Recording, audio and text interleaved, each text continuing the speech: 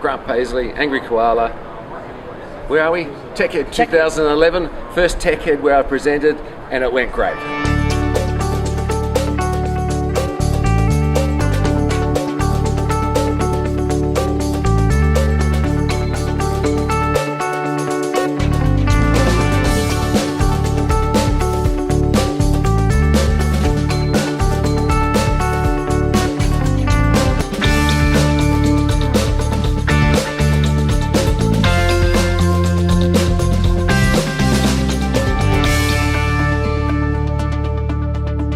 Hey guys, we're here with Grant from Down Under. Grant, tell us who you are, what you work for, what you do, what your specialties are. So Grant Paisley, Angry Koala. Yeah. We do business intelligence consulting based out of Sydney using the full Microsoft stack, and been doing it for quite a while. All right. And basically love the technology, love what Microsoft can do for us. Right. Traditionally, we've had challenges because the engine's always been great. Yeah. Just sensational.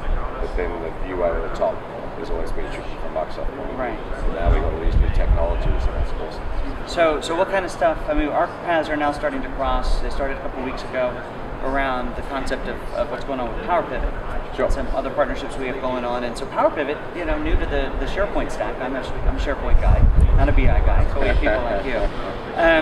Now there's SharePoint guys because I want to stick over here and not play over here. Isn't that awesome? You can just separate stuff like that. So tell me about PowerPivot. It's new to the stack. Tell me about basically, how it relates. I've been traditional analysis services for a while now. Yeah. PowerPivot's come over here. It's the same basic concept, so we're still talking about huge technology, but now it's inside memory. Okay. And not only that, they take away a lot of the complexity. So things for unknown members, just all of that goes away because you just load it up, you set the relationships, and it's phenomenally fast. It is, some people say biblically fast. That's powerful. Yeah. So basically, what that does is it gives you a phenomenal feeling of freedom. Right? The end user, just bring up the data. I think the example I've used was some ATM transactions. We had 24 million transactions. 24 million transactions. I've seen 7 billion. Billion? Yeah, on a laptop. Okay. So it's pretty cool. So so anything up to 100, 200 million, there's really no issue. Yeah. This was 24 million.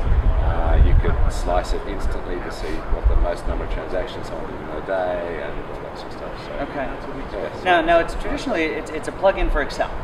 But then how do we get server technology? Okay, so what happens is it's free for a start, right? So PowerPivot, buy the app, the add-in's free. You have to have Excel 2010. Add-in for Excel is free. You install it. Microsoft is betting if you start using this really cool technology, you're going to want to share the information. Sure. At the moment, you can't share it easily unless you give someone else the spreadsheet, but they can be reasonably large, obviously, with this amount of data. Yes. So what happens is you publish that spreadsheet into SharePoint. Okay.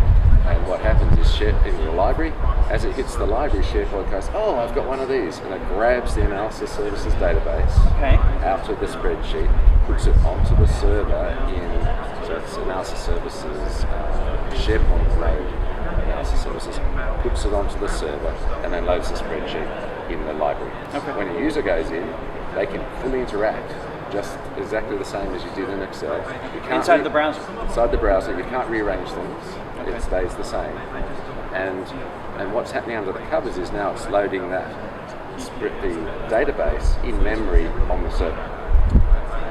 And so what happens, they usually hang around, I think, up to 2 days unless there's memory pressure. Okay. So if someone else comes in, that's already there, and away they go.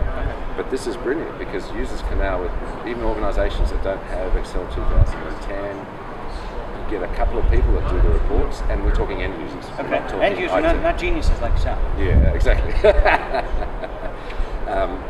So end users can basically create these reports and publish them for other people, and it's a cool new world. That is a whole cool new world. Yeah. So, and that's all in PowerPivot, but you use some scary terms. Use analysis services. Yes. So, having worked with this stuff a little bit, to get a SharePoint environment online, you can put a foundation server together. You can put that on SQL, a smaller version of SQL, and get out the door pretty quick.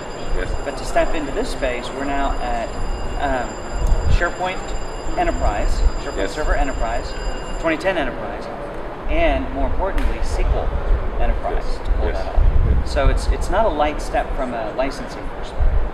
No, so from a licensing point of view, yeah, this is a challenge for me in particular. Is my customers often are small, in which case, well, some of my customers are small or medium, in which case they don't have SharePoint. So in that situation, it's like they have to be convinced to use it. So traditionally, they just need a SQL. That's all they need, and most people have that. Now, to actually push this sort of technology out, you have to have SharePoint as well. Or customers are big. And if they're big, they already have a SharePoint farm, but we don't have a lot to do with controlling that, and they're often at a lower level. So it's actually a big challenge in the market at the moment. But certainly, there's a lot more people using SharePoint. Right. So PowerPivot, SharePoint, SQL Enterprise, but data that end users wouldn't have been able to generate for themselves. And the main point is the end users are doing this. Unfunded graduate End users, and that's staffers. the story that we're hearing a lot in the SharePoint stuff. So, Okay. all right, I think we're going to stop because people keep walking in front. I know. But that's it's okay. crazy. All right, thanks. All right.